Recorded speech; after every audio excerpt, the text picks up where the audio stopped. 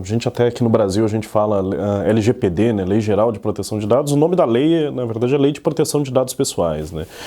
O objetivo da lei é principalmente regulamentar algo que já existe, tá? Então, assim, a maior parte do que hoje está nessa nova legislação já estava coberto de alguma forma dentro da Constituição brasileira ou do Código Civil brasileiro, que rege basicamente a interação entre pessoas e empresas, tá? Isso de alguma forma já estava coberto. O que a gente tem agora de mudança é até inspirado na lei europeia, que é o que a gente chama de GDPR, até por isso a gente acaba colocando esse G na nossa lei brasileira. Então, inspirado na Lei de Proteção de Dados europeia, a gente faz uma adequação e uma nova regulamentação, digamos assim, dessa transmissão de dados, do trabalho com esses dados, como realmente tratar essas informações e, mais do que isso, como comunicar para os usuários como esses dados estão sendo utilizados ou não. Então, dentro do novo cenário que a gente tem hoje, onde os dados estão no centro tanto do negócio das empresas, mas principalmente do marketing que essas empresas fazem, nos métodos de aquisição e de retenção de usuários, se torna uma necessidade que tu consiga dizer para esses usuários quais dados tu está retendo, como tu está retendo esses dados, como tu está processando eles e principalmente por quanto tempo. E que a partir disso os usuários possam decidir, não, mas eu não quero informar, eu não quero dar essa informação, ou sim, eu quero dar essa informação. Porque a gente precisa entender que dentro de uma realidade que a gente vive hoje de automação, os dados eles se tornam imprescindíveis para a automação. Só que existe uma contrapartida para isso. Então, para que eu possa ter essa automação, obrigatoriamente eu preciso proceder e entregar alguns dados, algumas informações. Então, a lei ela vem para regulamentar, na verdade, essa relação entre principalmente empresas e pessoas e os seus dados, a transmissão, retenção e tratamento desses dados.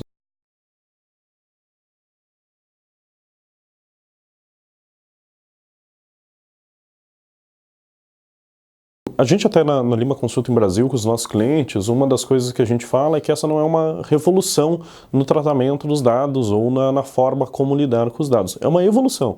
Então, o que as empresas principalmente precisam ter é o que a gente chama de diligência. Então, a lei fala muito sobre isso. Então, colocar todos os esforços para manter os dados dos clientes dentro da maior segurança possível e, ao mesmo tempo, comunicar para eles qual o uso, a utilização e a retenção dessas informações. Então, o primeiro passo sempre é esse, assim, é uma lei de bom senso.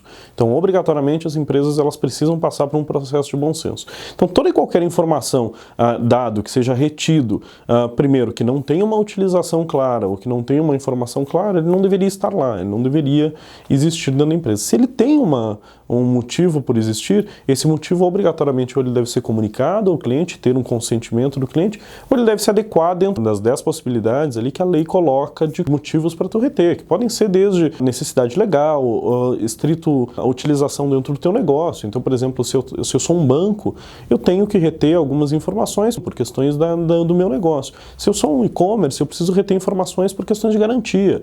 Se eu sou uma empresa que faço transmissão de crédito, eu preciso me prevenir contra fraude. Existem diversos motivos legais para eu reter essa informação.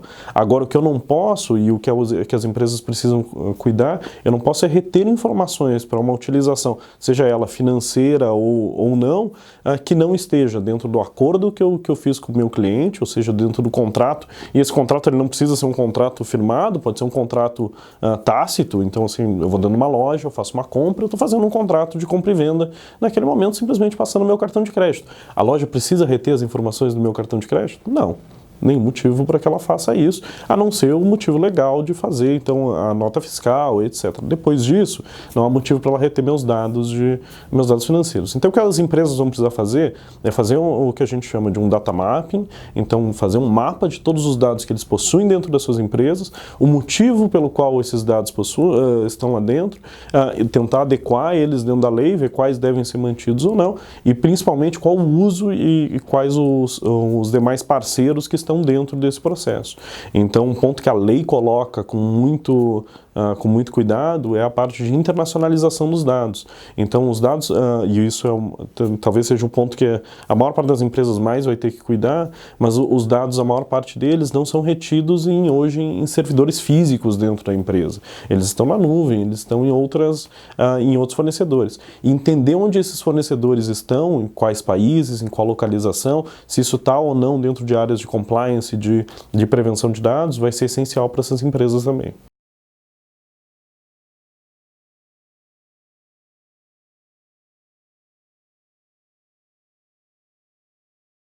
Com certeza os varejistas. Isso por um motivo muito simples, porque dentro daquelas empresas que mais fazem retenção de dados e principalmente utilização no seu processo de aquisição, hoje basicamente a gente pode dizer que são os bancos, as telecoms e os varejistas, né? Eles são os mais à frente nesse processo. Os bancos eles já estão com um processo de privacidade de dados, exatamente pela legislação do Bacen, muito mais avançado. As telecoms, apesar de terem uma grande utilização, são menos empresas com digamos assim, um controle até um pouco maior, exatamente por terem uma agência reguladora que de alguma forma já participa dentro desse processo de regulação.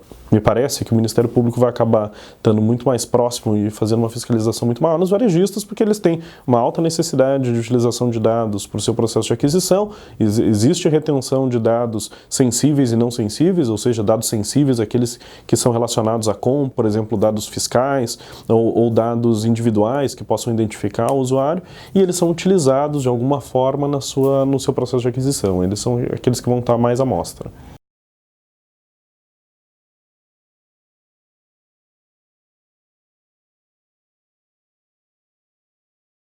A lei ela deveria entrar em vigor, na verdade, já em dezembro deste ano. A partir da medida provisória que tinha sido editada, ela tinha sido colocada para agosto de 2020. Com a última edição, ela foi para dezembro de 2020. Então, ela vai acontecer em algum momento do segundo semestre de 2020. Só é muito importante que as empresas entendam que, se elas não se prepararem antes, elas vão acabar tendo um Big Bang de dados. Então, o que acontece é que, a partir do momento que a lei entrar em vigor, todos os dados que eu possuo necessariamente precisam estar em compliance para que eu possa utilizar e reter eles. Significa que se a partir do momento que a lei realmente entrar em vigor, os dados que eu tenho lá, eu não possuo opt-in, eu não tenho um motivo legal, eu não estou dentro de um dos motivos que a lei enquadra para a retenção desses dados, o que as empresas vão precisar fazer é fazer expurgo desses dados 100%, para que elas possam estar em compliance.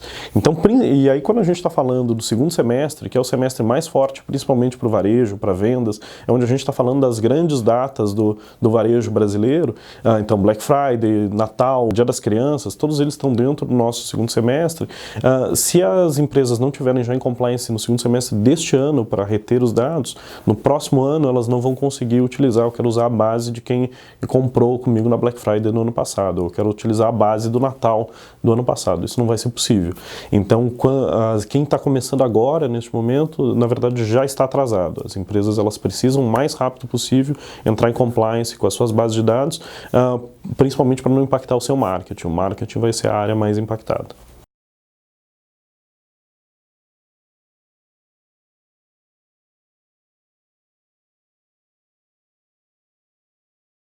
Então, na verdade, pode custar para elas tudo. Se as empresas não tiverem compliance, elas vão ter, como eu disse, um Big Bang de dados. O que significa que elas não vão poder utilizar nada da base de dados delas que elas já tinham, elas vão ter que fazer expurgo dessa base, e a partir daí toda a área de marketing e aquisição vai ser muito impactada. E a gente sabe que a partir do momento que tu impacta as tuas vendas, tu impacta a tua receita, tem um impacto na cadeia inteira, e realmente aí tu pode ter uma falência alta das empresas que não tiverem compliance. É óbvio que a lei ela é bastante flexível, uma lei bem equilibrada. Então ela sempre fala em diligência. As empresas precisam colocar todos os esforços dentro do tamanho possível dela. Então a cobrança ela é completamente diferente para um supermercado da esquina de um bairro e para uma grande rede de supermercados, porque existem padrões de segurança de dados diferentes para serem aplicados em cada uma dessas empresas. Então o primeiro ponto é esse. Então pode custar o teu processo de aquisição. O segundo ponto é que obviamente a lei possui algumas possibilidades de sanções para serem aplicadas. Uma dessas sanções é até 5% do valor da receita. Então, e aí quando a gente está falando de grandes empresas, elas podem se preparar mesmo que não seja 5%, que seja 1%, que seja 2%. Quando a gente está falando de margens de 6%, 8% no máximo dentro de empresas de serviço, a gente sabe que isso é um impacto muito alto. Então, o custo ele será financeiro. Então, a gente brinca até assim, existe aquela frase que diz assim, eu prefiro pedir desculpa a pedir permissão. Pedir desculpa vai custar muito caro dentro desse processo.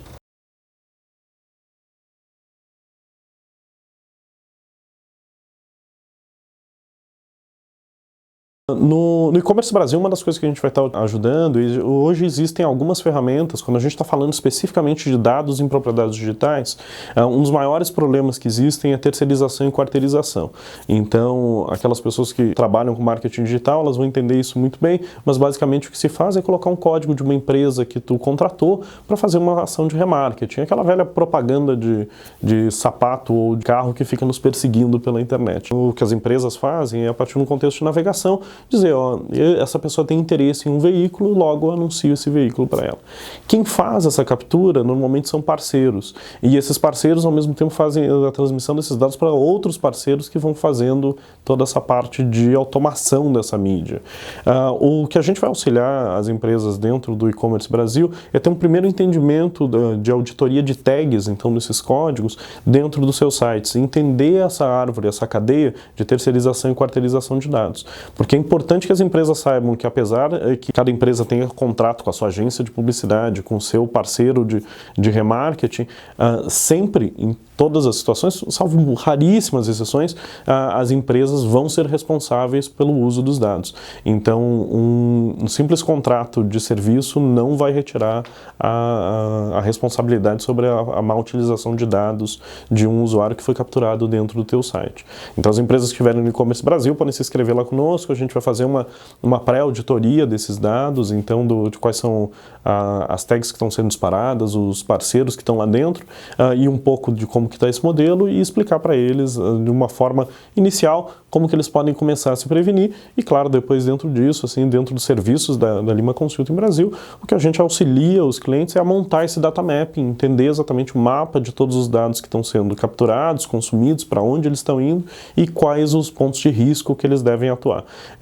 Um ponto só que é sempre importante frisar é que a lei ela tem 3 grandes pilares. Então ela tem um pilar que é jurídico, então as empresas elas devem sempre trabalhar com a sua área jurídica interna ou com escritórios de advocacia para fazer a adequação à lei. Ela tem um pilar que é tecnológico, e aí ela pode trabalhar com empresas como a Lima Consulting para auxiliar dentro desse processo de consultoria de tecnologia, e ela tem também um pilar de negócios. É importante entender que a lei ela não é uma lei voltada a prevenir que tu faça negócios, exatamente o contrário. O que a gente deve fazer, e a lei está aí para isso, é colocar todos os esforços possíveis para que essa relação de negócio seja o mais transparente e equilibrada possível entre o detentor do dado, que é a empresa, e o proprietário realmente desse dado, que é o usuário final.